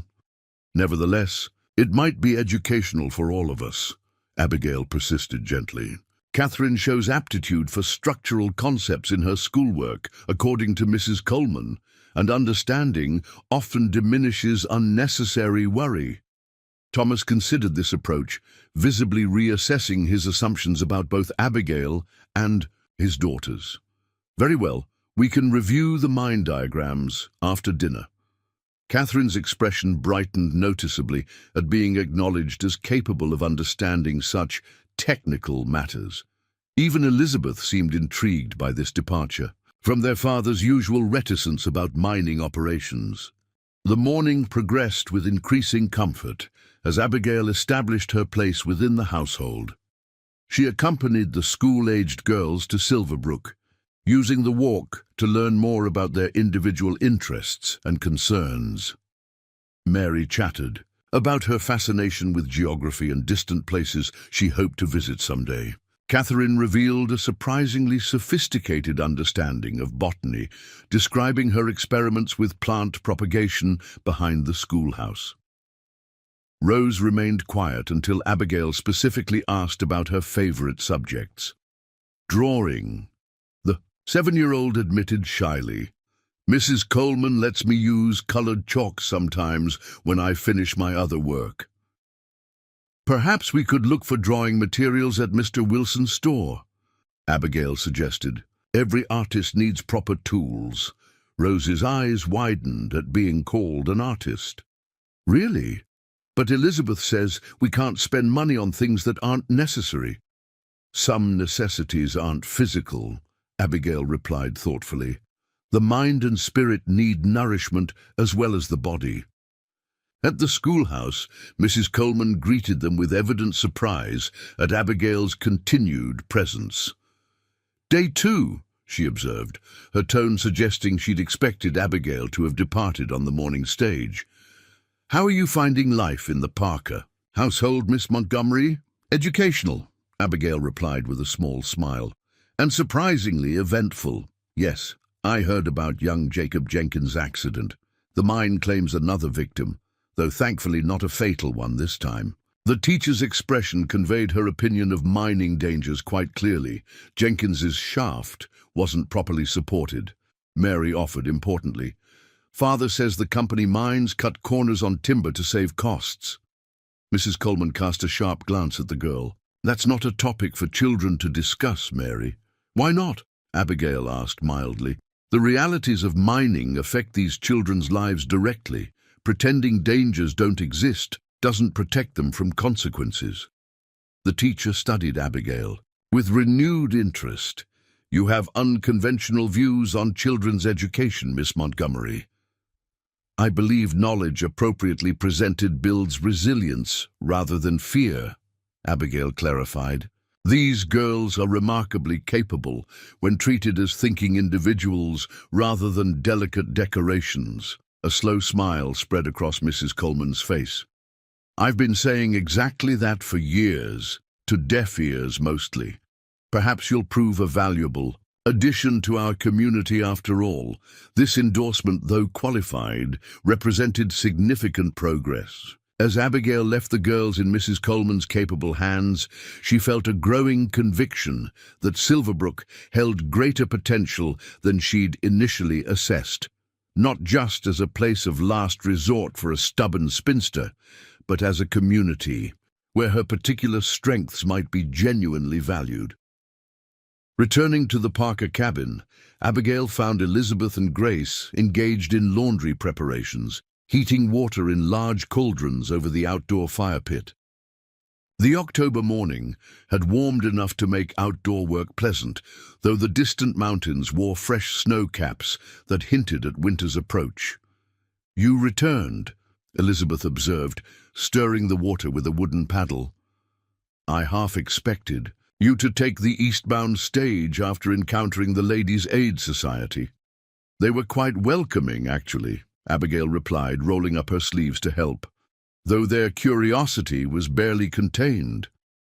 They've been speculating about Father's mail-order brides for months." Elizabeth tested the water temperature with practiced judgment. "Mrs. Wilson has a betting book on how long each candidate will last." Abigail raised an eyebrow. "Indeed. And what odds am I given?" A reluctant smile tugged at Elizabeth's mouth. 3 days, according to Mary, who overheard Mr. Wilson discussing it at the Mercantile. "Apparently your forthright manner makes you an unlikely match for frontier life." "How interesting," Abigail mused, lifting the heavy soap paddle. "I've always found forthrightness particularly suited to challenging circumstances. Artifice requires too much energy to maintain when there's real work to be done." Elizabeth's assessment of Abigail seemed to shift subtly with this statement. "That's sensible, actually." "High praise indeed," Abigail teased gently, earning another almost smile from the girl. They worked together efficiently, establishing a rhythm that accommodated Grace's smaller contributions. The child seemed content to sort clothing into piles, occasionally bringing items to Abigail for inspection, as if testing whether this new presence would acknowledge her silent communication. "She's helping more than usual," Elizabeth noted quietly as Grace carefully arranged socks in pairs. "Normally, laundry day makes her retreat to the garden." Perhaps she finds certainty in organizing things, Abigail suggested. Order within chaos provides comfort. Elizabeth considered this perspective, watching her youngest sister with newfound understanding. Mother always said Grace had an old soul in a young body. She notices things others miss. As if aware she was being discussed, Grace looked up, her solemn blue eyes moving between Elizabeth and Abigail. Then, with deliberate care, she selected a small blue ribbon from her pocket and placed it on the sorting table before returning to her task. "That's her favorite hair ribbon," Elizabeth explained, surprise evident in her voice, "the only one she never loses or gives away." The significance of this gesture wasn't lost on Abigail, though she was careful not to overreact. "Thank you, Grace," she said simply. "I'll keep it safe for you." The morning continued in this unexpectedly harmonious fashion, with Elizabeth gradually relaxing her vigilant control as Abigail demonstrated competence without threatening the girl's authority. By noon, they had completed the washing and hanging. The clothesline behind the cabin festooned with clean garments drying in the autumn sun. "We're more efficient together," Abigail observed as they carried the empty baskets inside. The work was completed in half the usual time. Elizabeth nodded, a hint of reluctant admiration in her expression. "You work harder than the previous ladies." Mrs. Winters complained that laundry would ruin her complexion. Miss Hargrove refused outright, claiming it wasn't a proper task for an educated woman. "Education and practical skills aren't mutually exclusive," Abigail replied, setting water to boil for tea. "My father believed women should be prepared for any circumstance." "Your father sounds unusually progressive. He was practical. After my mother died, he recognized that traditional feminine accomplishments provided limited security in a changing world." Abigail arranged cups on the table as she spoke. "He insisted I learn bookkeeping alongside embroidery, home medicine, alongside piano." Elizabeth considered this while slicing bread for their midday meal. "Our mother taught us similar values, though she emphasized different skills. She believed in self-sufficiency, but also in community interdependence." A wise perspective. No family truly exists in isolation, particularly in places like Silverbrook. This observation seemed to strike a chord with Elizabeth, who glanced toward the window where distant figures moved around the mine entrance. "Father has tried to keep us separate since Mother died. He thinks it protects us from further hurt." "And does it?" Abigail asked gently. Elizabeth's hands stilled, her expression momentarily unguarded. "No," she admitted quietly. "It just makes the hurt more lonely." The 2 weeks Abigail had negotiated passed with surprising swiftness. Each day brought new understanding of the Parker family dynamics, the challenges they faced, and the potential for healing that existed beneath their protective shells. Thomas gradually revealed more about the mine's operations, sharing the account books as promised, and discussing his plans for expansion if proper investment could be secured. "The silver vein runs deeper than most independent claims," he explained. One evening, as they reviewed diagrams spread across the kitchen table after the girls had gone to bed. "With proper equipment, we could double production within 6 months.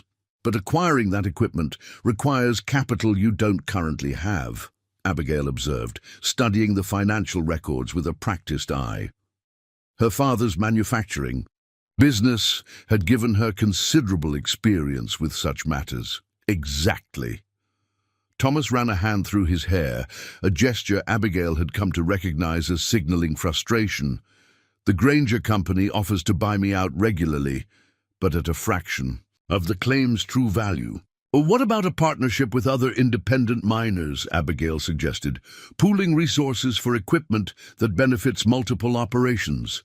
Thomas looked up, surprise evident in his expression. "That's actually a sound approach. Jenkins and I discussed something similar last year, but it lost momentum when When you withdrew from community engagement, Abigail finished gently. He nodded, acknowledging the truth without defensiveness.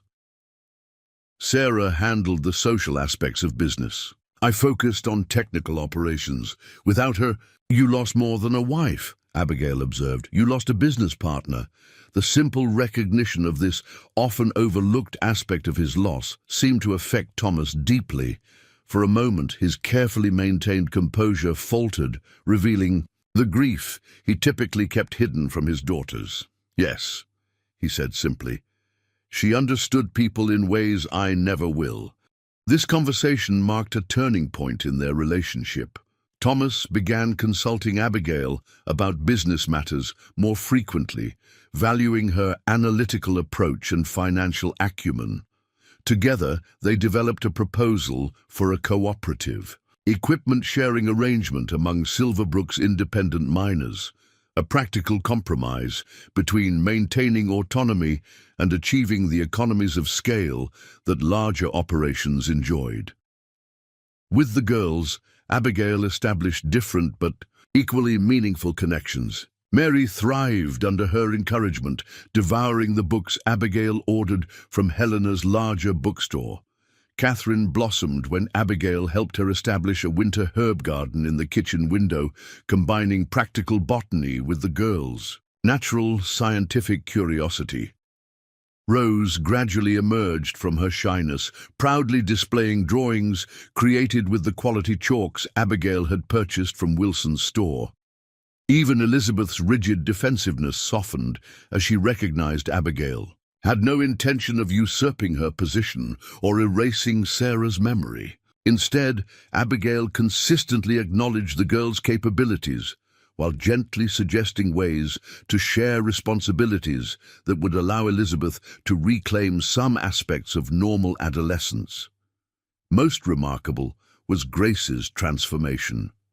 Though she remained silent, her communication expanded through gestures, drawings, and increasing physical proximity to Abigail. The wooden horse became a means of expression, its positions and movements forming a language that Abigail learned to interpret with growing accuracy. On the morning marking the end of their agreed 2-week trial, Abigail woke before dawn. She dressed with particular care, selecting her best day dress, a steel-grey wool that complemented her eyes. Today she would either commit to becoming part of the Parker family or return east on the afternoon stage. Either decision would irrevocably alter several lives, including her own. Thomas was already at the kitchen table when she emerged from her room. Account books opened before him, but his attention focused on the window where first light touched the eastern ridge. "You're up early," she observed, moving to stoke the fire. "I didn't sleep," he admitted without turning. "Too many thoughts circling." Abigail nodded, understanding completely. "The 2 weeks ends today." Yes. He finally looked at her, his expression carefully neutral, though his eyes revealed the strain of uncertainty. "Have you reached a decision?" "I have preliminary thoughts," Abigail replied, measuring coffee into the percolator with practiced movements. "But I believe this should be a mutual decision, not a unilateral one." Thomas studied her for a moment. "You're concerned I might have reservations?" "I think both parties should enter any partnership with clear understanding and genuine commitment," she clarified. "My question isn't whether you want me to stay, but whether you understand what that truly means." His eyebrows rose slightly. "I'm not sure I follow." Abigail sat across from him, her posture straight and her gaze direct. "If I remain in Silverbrook, it would not be as a traditional wife who confines herself to household matters and defers to her husband in all things. My nature doesn't allow for that, nor would it best serve this family's needs." Thomas considered this, his expression thoughtful rather than offended. "What role do you envision, then?" "A true partnership," Abigail answered simply. I would contribute to both domestic matters and business affairs. I would help raise your daughters with respect for their mother's memory, while encouraging their individual strengths. I would expect my perspective to be valued, my judgment trusted, and my independence respected. You're proposing quite a modern arrangement, Thomas observed, though his tone held curiosity rather than dismissal. I'm proposing a practical one, Abigail corrected. This family needs more than a stepmother and housekeeper. The mine needs more than occasional bookkeeping. And I need more than the limited role traditionally assigned to women. Thomas was silent for a long moment, his weathered hands resting on the account books that represented both his livelihood and his constant worry. Finally, he looked up, his expression more open than Abigail had yet witnessed. When I placed that advertisement, he began slowly, I thought I knew exactly what I needed. Someone to manage the household, help with correspondence, provide. A feminine influence for the girls. Someone convenient. Abigail nodded, appreciating his honesty. What I've discovered, he continued, is that what this family truly needs isn't what I initially sought. Elizabeth needs someone who respects her capabilities while allowing her to be young again. Catherine needs intellectual stimulation alongside practical skills. Mary needs direction for her boundless energy. Rose needs gentle encouragement to find her voice. He paused. And Grace needs whatever magic you've worked that has her communicating. More in 2 weeks than in 2 years. Not magic, Abigail demurred. Simply patience and observation. As for the mine, Thomas went on, your cooperative equipment proposal shows more business acumen than I've encountered in most men on the frontier. Jenkins and Wilson are already expressing interest. He straightened in his chair, his decision apparently reached. I find your terms not just acceptable, but preferable, Miss Montgomery. A true partnership would benefit this family far more than a traditional arrangement. Before Abigail could respond, a small noise from the stairway caught their attention. Grace stood on the bottom step, her wooden horse in one hand and a crumpled paper in the other. With deliberate steps, she crossed to the table and placed the paper before Abigail, watching expectantly as she unfolded it. The child's drawing showed 7 figures standing before a cabin. Thomas, Elizabeth, Catherine, Mary, Rose, Grace, herself, and a tall figure with neatly pinned hair that could only be Abigail. Beneath the drawing, in the careful printing of a child just learning letters, were the words, "Stay, please." Abigail looked up, her carefully maintained composure momentarily shaken by this unexpected plea. But Grace wasn't finished. The little girl looked directly at Abigail, took a deep breath, and spoke her first words in over 2 years. "We need you." The simple phrase, delivered in a voice rusty from disuse, brought immediate tears to Thomas's eyes. He reached for his youngest daughter, gathering her into his arms with a mixture of disbelief and profound gratitude. "Grace," he whispered, his voice thick with emotion. "You spoke." The child nodded solemnly, her attention still fixed on Abigail. "Will you stay?" she asked, the words forming slowly but distinctly. Elizabeth appeared at the foot of the stairs, her expression revealing she had witnessed her sister's breakthrough. Behind her, the other girls gathered, their faces reflecting hope and uncertainty in equal measure. The moment crystallized all that had developed over the past 2 weeks. Not just Grace's tentative emergence from silence, but the gradual healing of a family fractured by loss. Abigail had come to Silverbrook seeking security and purpose. What she had found instead was a place where her particular strengths were not just accepted but needed, where her forthright nature could forge connections, rather than create distance. "Yes, Grace," Abigail answered, her own voice steady despite the emotion of the moment. "I will stay." The simple declaration set events in motion with surprising swiftness. Reverend Peterson performed a small ceremony in the church 2 days later. Attended by the Ladies' Aid Society, the Jenkins family, Mrs. Coleman, and several miners who had signed onto the cooperative equipment arrangement. Martha Wilson provided a wedding cake that Mary declared almost as magnificent as Miss Montgomery herself, while Dr. Hammond offered a toast to Silverbrook's most uncommon mail-order bride and her extraordinary good sense. The ceremony was brief and unsentimental, reflecting both Thomas's practical nature and Abigail's preference for straightforward proceedings. Yet when they exchanged vows, the simple words carried weight beyond their traditional meaning, a genuine commitment to partnership rather than mere matrimony. As winter settled over Silverbrook, bringing deep snow and longer evenings, the Parker household established new rhythms and traditions. Abigail introduced read-aloud hours after dinner, expanded the girls' education beyond school curriculum, and established a weekly women's council where Elizabeth and Catherine could participate in household decisions as valued contributors, rather than merely executors of adult directives. Thomas, freed from the constant worry of managing both mine and home without adequate support, rediscovered his passion for innovation. The cooperative equipment arrangement brought new prosperity to Silverbrook's independent miners, establishing an alternative to the Granger Company's monopolistic practices. Most miraculous was Grace's transformation. Though still selective in her speech, preferring to communicate through drawing and gesture when possible, she spoke more frequently with each passing week. Her first complete sentence to someone outside the family came at Christmas dinner when she solemnly informed Mrs. Coleman that Mama Abigail says learning happens in many ways, not just with words. The term Mama Abigail had evolved naturally, without pressure or expectation. It acknowledged her role while preserving Sarah's memory as mother, a distinction that honored both women's contributions to the family.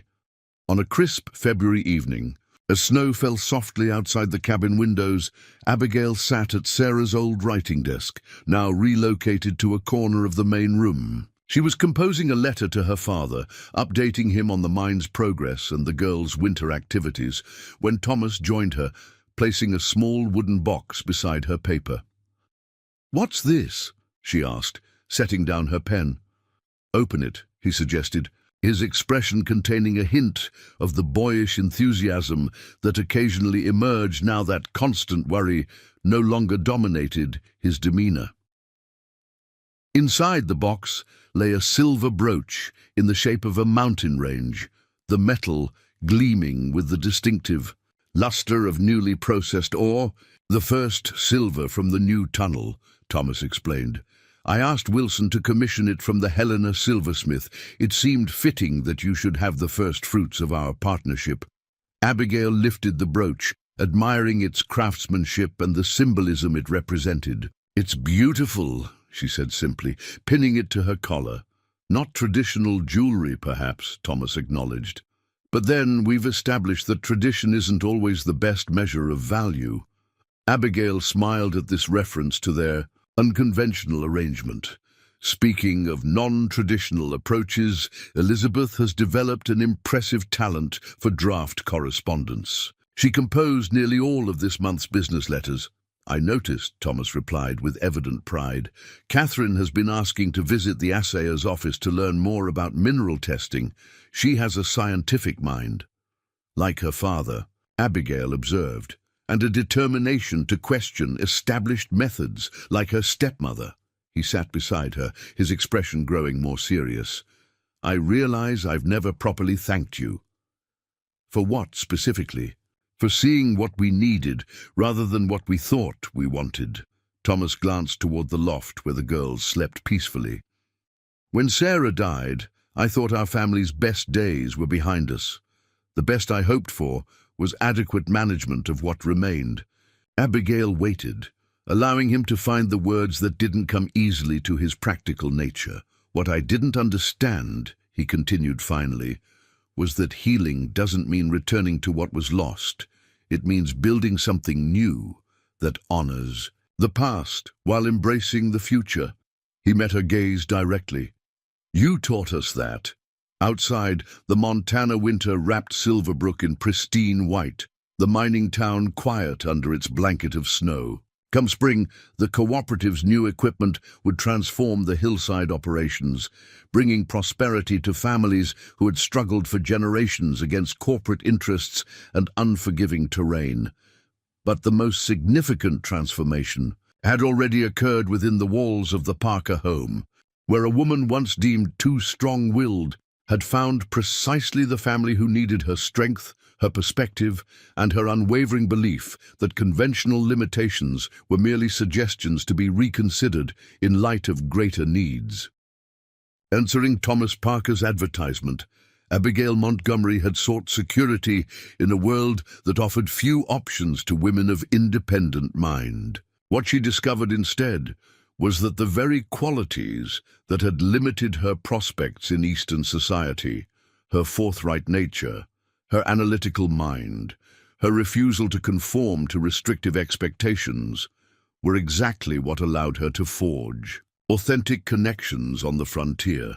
As she completed her letter home, Abigail reflected that the greatest journeys often lead to unexpected destinations. She had traveled west as a mail-order bride, only to become something far more valuable, a partner, a healer of wounded spirits, and the catalyst for a family's renewal. The path had not been easy, but like the silver veins hidden deep in Silverbrooks mountains, the most precious discoveries often required courage, perseverance, and the willingness to venture beyond established boundaries. Up next, you've got two more standout stories right on your screen. If this one hit the mark, you won't want to pass these up. Just click and check them out. And don't forget to like, subscribe, and turn on the notification bell so you don't miss any upload from us.